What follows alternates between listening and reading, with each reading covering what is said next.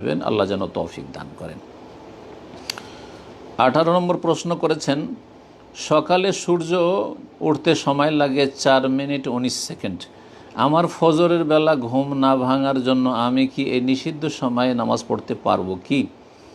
এই ক্ষেত্রে বলবো, রাসূলুল্লাহ সাল্লাল্লাহু আলাইহি ওয়াসাল্লাম হাদিস রয়েছে, যখন আপনি ইচ্ছা করে এরকম করলে তো হারাম কাজ করলেন, গুনাহগার আপনি, কিন্তু ইচ্ছা আছে এবং চেষ্টা আছে, আপনি অ্যালার্ম লাগিয়ে অথবা আশেপাশে যারা আছে তাদেরকে বলে শুইবেন যেন সলাতের সময় জাগিয়ে দেয়। যেভাবে জাগার সময় আজকাল তো সহজ, মোবাইলে অ্যালার্ম লাগাবেন, একটি নয় একাধিক অ্যালার্ম লাগাবেন, হাতের নাগালে রাখবেন না, দূরে রাখবেন, যাতে করে উঠে দাঁড়িয়ে বন্ধ করতে হয়। শুয়ে শুয়ে বন্ধ করে দিতে পারলেন, তাহলে তো বন্ধ করে কখন শুয়ে যাবেন, এরকম কাজ করবেন না, কারণ আল্লাহ জানছেন যে আপনার কতটা চেষ্টা আছে।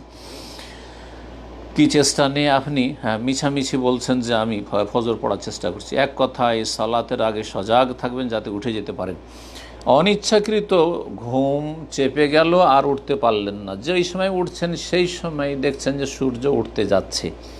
এখন উজু করার পরে দেখবেন যে যদি 1 রাকাত পড়ার সময় থাকে ফজরের ক্ষেত্রে, আর আসরের ক্ষেত্রেও 1 রাকাত পড়ার সময় আছে, হয়তো এরকম অনিচ্ছাকৃত ঘুম চলে এসেছিল আর সূর্য ডুবতে যাচ্ছে, উজু করে দেখলেন যে 1 রাকাত পড়তে পড়তে সূর্য ডুবে যাবে।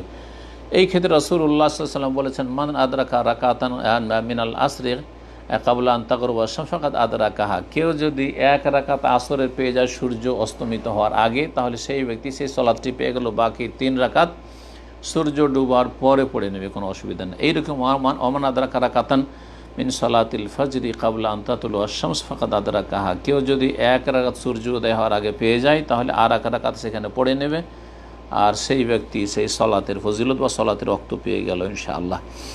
তো আশা করি বিষয়টি বুঝতে পেরেছেন।